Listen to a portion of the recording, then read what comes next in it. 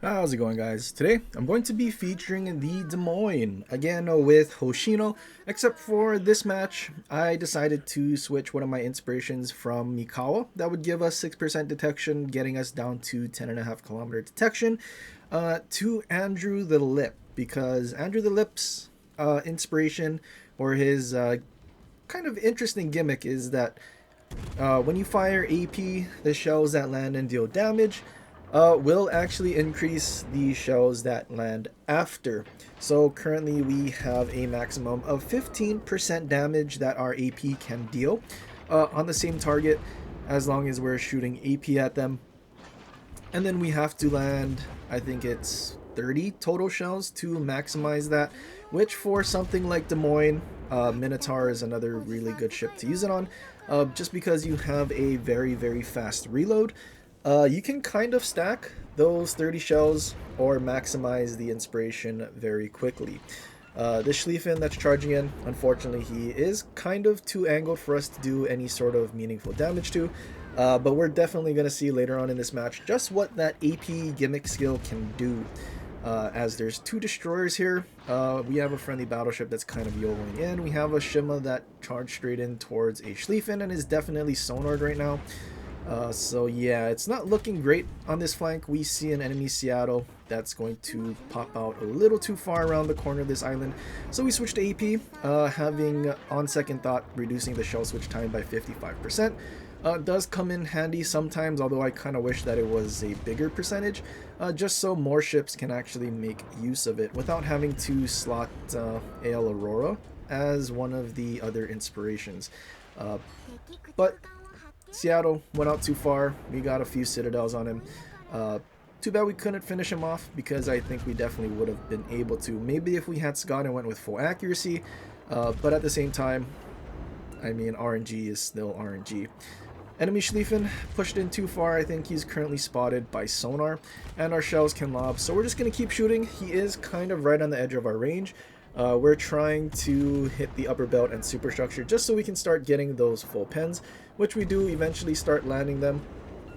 Schlieffen is just trying to reverse away as much as he can, but since he's spotted in sonar, we were able to, I guess, get in a few chunks of damage. All of our teammates that were here that spawned with us are dead. There's still two destroyers and a Hindenburg that was kiting to the back at sea.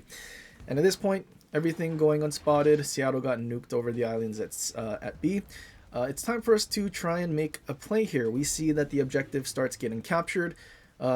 One good thing about domination and maps that have islands, even if your detection is pretty bad, at least we can still kind of make use of our radar, because at this point we're close enough that we know, even though our detection's 11 and our radar is 10-ish, at this point I think we are close enough that we can actually cover the whole cap. I could radar right now and have our Salem start shooting, but at the same time I'm not really sure where he is.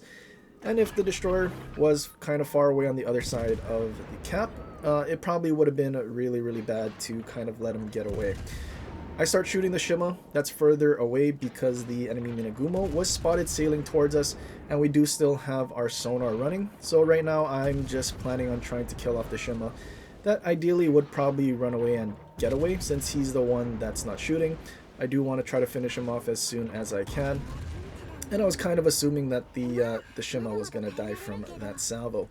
But Shima, being on fire and now shooting, he isn't going to go unspotted.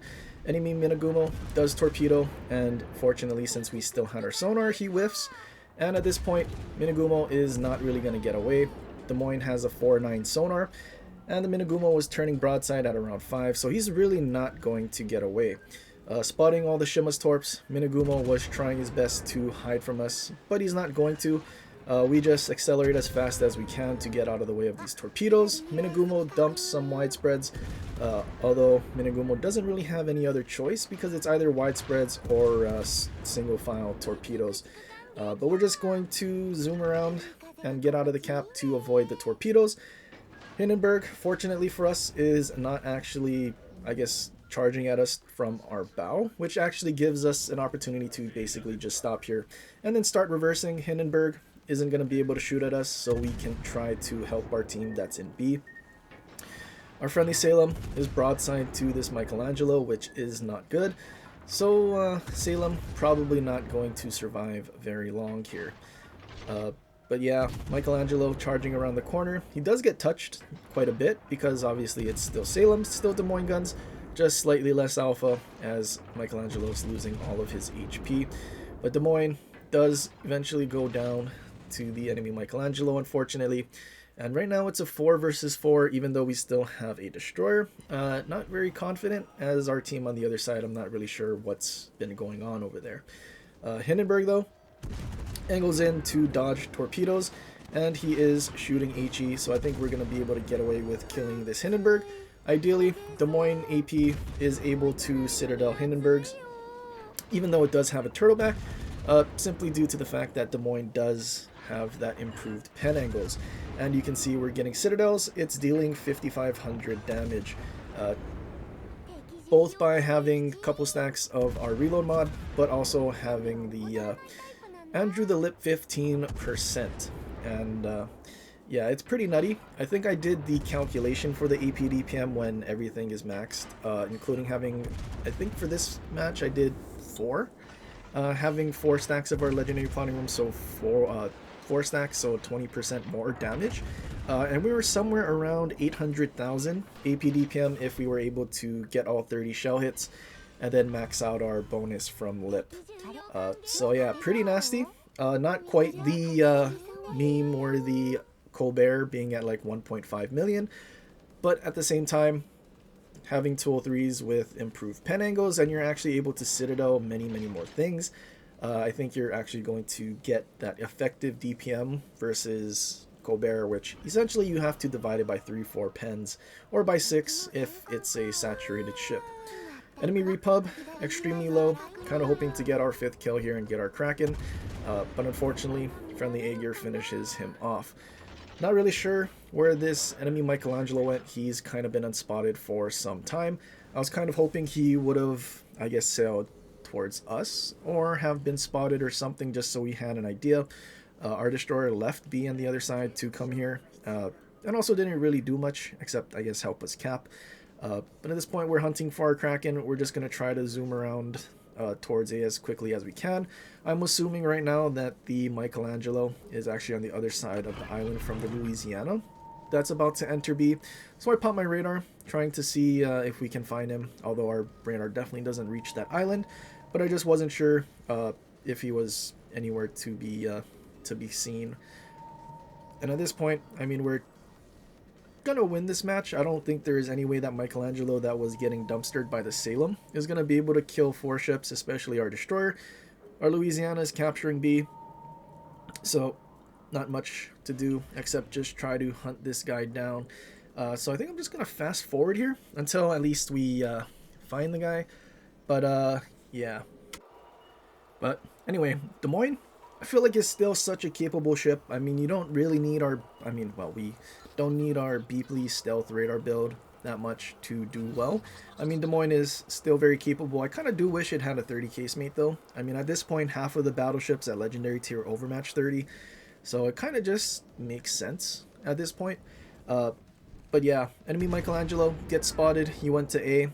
Kind of interesting that he made it that far without being spotted. But I start shooting AP, kind of hoping that Michelangelo doesn't just insta-die to Louisiana.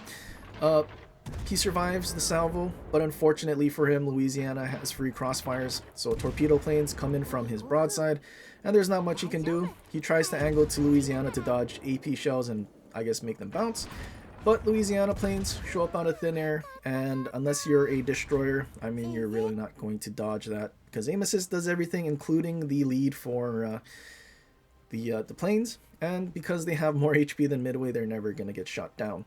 4,400 base XP. I mean, we did take care of 2 destroyers basically on our own. The Hindenburg and the Ibuki, I mean, half of their team was basically annihilated. And yeah, that's just one of those things. I mean, we got to use Lip, and we actually got to see what having Lip looks like. Kind of curious what it looks like if you actually had something like Punch Through.